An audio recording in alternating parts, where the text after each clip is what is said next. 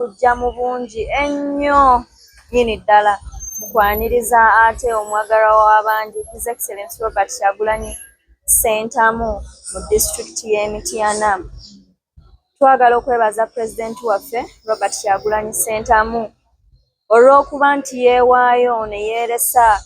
Pulezidenti waffe Robert Kyagulanyi Ssentamu talina ky'atalina ekyaddala, obulamu yali yabukolerera naye byonna yabiteekawo n'agamba nedda kankwate omumuli nnyimirire bannayuganda mbalage ekkubo.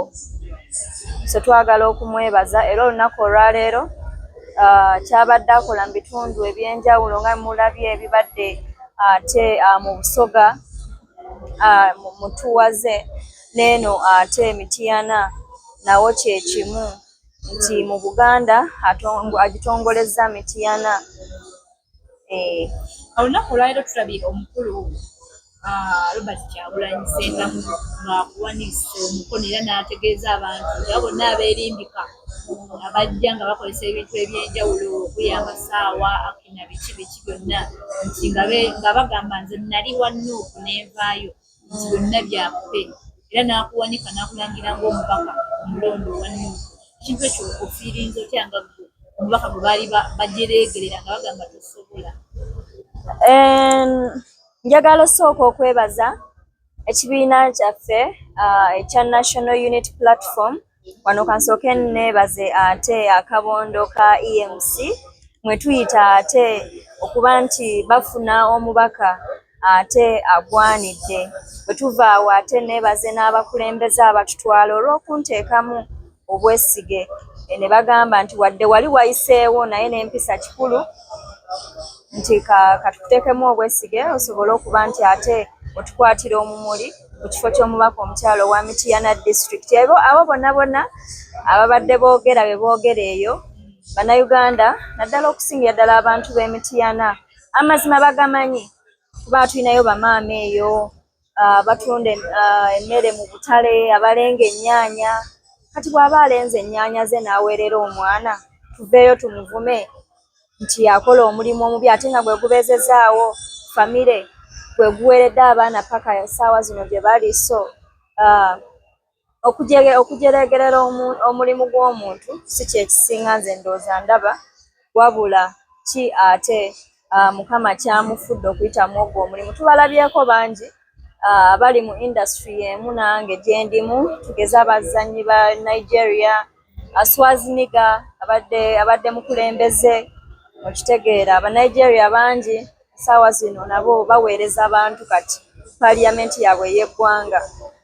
So nze mmanyi babyogera tebanafuya nze wabula bambi banafuya abantu abaninamu essuubi, naye ndi wano okubazzaamu amaanyi nti bambi temunafuwa kubanga ekyaddala guli mulimu ate nze ngwenyumirizaamu kubanga gwe gwanfuula kyendi. Temwandintegedde singa sinnabbosa, temwandintegedde, nandikalubiziddwa nnyo okwetunda gye muli okubaguza ekirowoozo kyange singa teyali nabbosa. So mu zino tours Pulezidenti wa Robert Kyagulanyi Ssentamu ng'anoonya akalulu awamu n'okutongoza enkola eya protest vote egenda otuyambako 2026 okuggyayo obuwanguzi bwaffe. Limu kalonde kakuume ate omale okabanje. So njagala okumwebaza Pulezidenti waffe Robert Kyagulanyi Ssentamu obutabeera intimidated. Ekyaddala era ekibadde e Mityana abasirikale bakoonye ate abaana 3 balamba. Ageesigika gagamba nti ekyaddala abaana abo balabika bafiiridde nawo.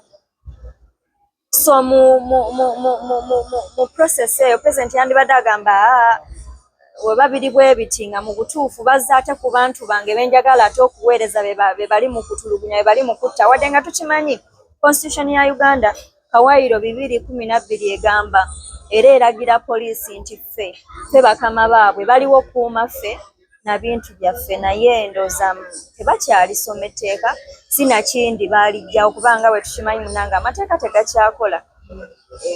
Tukimanyi nti ffe tubagulira buli kimu, emmere gye bali ewaka, school fees w'abaana baabwe, buli kimu ffe tubawa ffe bakama baabwe. Naye wodda ku mukama wawo ate n'omutigomya n'okubatta babatta.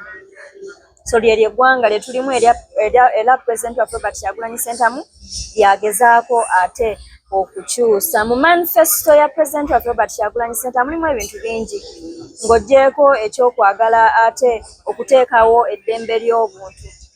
Tulina ate n'okuggyako ate ekkomo ku myaka naddala ejja presidential term, kubanga mu bisanja ebyaggwa lwakuba nti kati ebintu baabikyusa. President yali amalako emyaka 10 gyokka, bisanja 2 kitegeera n'owummula ne bakwasa kuba buli mukulembeze ajja aba n'ebipya ebirungi, aba n'ebirungi ate ebyalina, naye kati byavaawo ndowooza mulaba agenda tufiirako bufiizi, so ebyo nabyo agenda kubikyusa alabe nga age limit nayo ya president okitegeera nga ye naye eyina weekola ki si muntu kaddiwa ali myaka 9 awezeza 10-20 akyatuliko bamukululire ne mukaliba nga tulinga kwegamba abatategeera bannayuganda batabazeemu magezi. So mu bingi president waffe byagenda okutereeza ebyo byonna bigenda kubeeramu, era mbasaba bannange bannayuganda mbakoowoola naddala abakulembeze waliwo obutundu president waffe nga bwe mulaba bwe batandise omumulemesa bw'atagenda tuukamu nga tutongoza manifestos zaffe ng'abakulembeze, kuba nange nina eyange ng'omubaka omukyalo wa Mityana district. Abakyala baagala okumanya ogenda kutuyamba otya ffe ng'abakyala b'Emityana, so nina ettuuli yammwe era campaigns zaffe nga bazisumuludde ngenda kuba ate ndironkinga, naye essaawa zino tukozesa akakisa kano tulabe nga tutambuza manifesto ya president waffe eyo mu byalo, kuba abantu abasinga president bamwagala naye beetaaga bawulire neki ate ye mu bukulembeze bwe kyagenda ate okubawonya. Kadayari ako okawandiika bintu by'oyagala okubeera okitegeera, just biseera byebikyukamu naye dayari ebeera mbika bulungi. Kati nange ekirooto ky'okuweereza nali nkirina ng'omuntu naye nga nninda bulinzi kaseera ako ndabe nga ate empeereza abantu baffe ab'Emityana. Kati bo abasaidi ya firimu abasuuliddewo ddala bukyaddamu kubizannyo yonna? No, si kubasuulawo, nkakasa nti ngulumiza abantu ate ab'enjawulo. Omanyi mu gavumenti yaffe eno tulwanyisa dictatorship, omuntu okubeera mu kintu ng'awataliyo balala basobola kikola.